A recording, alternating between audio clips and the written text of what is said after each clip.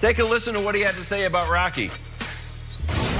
The reward is getting here. Okay. You know, he qualified, and that's the reward. It's like I sit there and say when I play baseball, it's just getting there. And I've been to a lot of playoffs, and I've been to the World Series. I never won for 22 years, and I kept trying. But the actual thing is just the work ethics, how you do, how you get there. And, you know, I'm just proud that he's here. I'm not expecting anything. I'm not looking at him, not nervous. I'm just proud that he did a great job and he qualified to get here. You're a good dog dad, you know that? Honestly, put Barry Bonds in the Hall of Fame just for that interview alone and Rocky's little wagging tail. I could not love this story anymore, and Barry Bonds may not have had any expectations, but I sure did. I thought he should have won the whole darn thing, but it turns out he got second place. He won Select Dog Honors, which basically is second place for male miniature schnauzers. Shout out to Rocky. Shout out to Barry Bonds. Great story. Wow Wow did not play. Wow Wow didn't win. Hey, he didn't win, and I've got bad news. Rocky, first of all, legendary, miniature schnauzer, great dogs. Rest in peace, my great miniature schnauzer, Mo. But let me show you the dog that did win. The dog that did win. Wasabi. The Pekingese. It's a nice Now, let me show you the very good boy that should have won.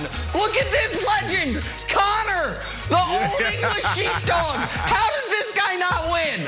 Put these two dogs side by side, please, and you tell me you're walking down the street. Which one do you stop and want to pet? Which one do you want to hang out with? The one that looks like a very good boy?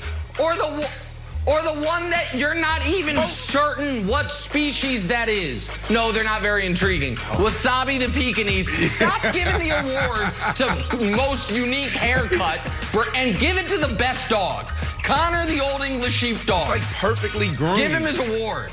No eye boogers. Oh my God! Look perfectly groomed.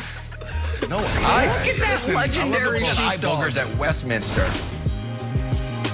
Time for drawing a blank. Le'Veon Bell played 9 seasons with the Chiefs. Didn't love it. Took to the gram this weekend to share his thoughts. Said, quote, "I'll never play for Andy Reid again. I'd retire first." Whoa, seems unnecessary, a little too much. So he took some heat for that. He said, "Look, I said what I said. I don't regret at all what I said. For those who have a personal problem with me because of what I said, that's fine. You have your right. Just understand I also have my right for how I feel about my personal problem with dude because of what he said to me." Okay, sure. Here's a little and simpler. Honey Badger comes in, says these fellas will blame everybody for their lack of success. That's how I know I'm built different. Nice. Throws in, gets a dig at Le'Veon Bell and a compliment to himself. Brandon, Le'Veon Bell's IG was what? Another bad decision. And this is hard for me, right? Because a lot of times when we're talking about other people and their judgment, their lack of, being able to understand their self-awareness, we forget that we've also made bad decisions. But this is another bad decision by Le'Veon Bell. We got to talk about it.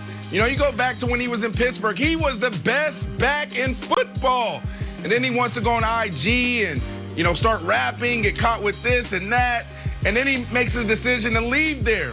Like they had the Killer Bees? I mean, they were unstoppable. They could have won 2 Super Bowls together.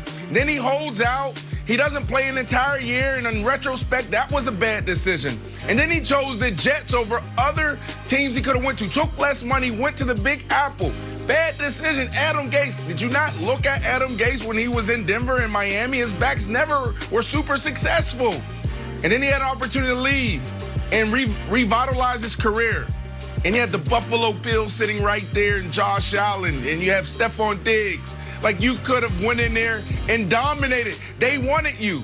When someone wants you really bad, you go there first. And he decided to go to the Kansas City Chiefs first. Now, he went for the Super Bowl, which I respect him for that. But you got to get your career back on track. So you got to decide, do I go after the Super Bowl right now, or do I go get my career back on track so I'm not sitting in this situation in the offseason where no team wants me? I'm still unsigned. So it was another bad decision.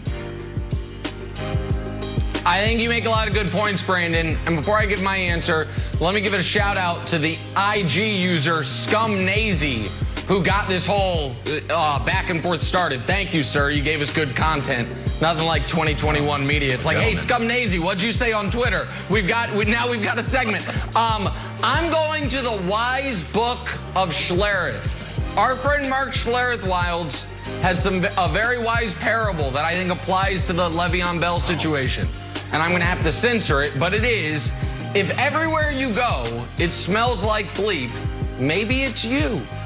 Lev Bell, I've supported you, but if you can't get along with Tomlin or Andy Reid, Gase I'll give you a pass for.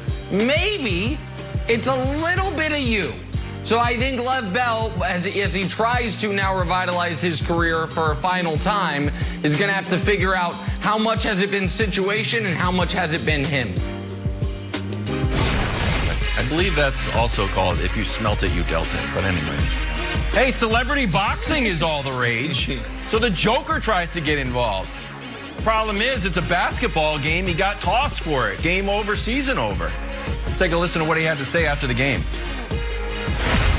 I wanted to change the rhythm of the game. I wanted to give us some energy, maybe to change the whistle a little bit. So I tried to make a hard foul. Did I hit him? Did I hit him? Did I didn't hit him? We don't know. So I say sorry if I did, because I didn't do it. I didn't want to injure him or hit him in the head on purpose. So I watched the game in the locker room to cool off a little bit. Brandon, Joker's ejection and the elimination loss was what? Pulling the card too soon. What card, Brandon? The MVP card. Look, the ink hasn't even dried on the MVP trophy with his name on it. He should have waited another series or another game. This was way too soon. Now, here's the reality. No other MVP would have been thrown out the game. LeBron would have never got thrown out the game for this. Russ would have never got thrown out the game. Giannis, Harden, you go on and on. So this is the NBA totally disrespecting the MVP. Have they not realized that he is the MVP? Nick? Wow. Well, I don't know. I sure haven't realized it. Wilds, I'm going to surprise you here. This is actually good for Joker. Multiple reasons. First reason it's good for Joker. He didn't have to suffer the embarrassment of watching the actual MVP light his team on fire for the quarter and a half remaining in that game, which Chris Paul did and was going to do either way. The other reason it's good for Joker is this. We now will have a reason to remember this MVP season. Otherwise, it's going to be lost to history. It's like, wait, what happened that year? A lot of people got hurt. Who won it? It's like, oh, I know who won it. The best player on a team that got swept in round 2 and got kicked out of his final game. That's who won it. No one is going to forget it. So it's good for Joker. Now, instead of a forgettable Dave Cowens, like, what year did Cowens win the MVP? Was it 76? I'm not sure. We're like, nope, it was 2021. His team got swept. He got the boot. So good job, Joker. We'll now remember it. All right. I'm not Brandon, quoting. can I push back on you a little bit here? Here's the thing about flagrant 1 is unnecessary. Flagrant 2 is unnecessary and excessive, which this meets the definition of.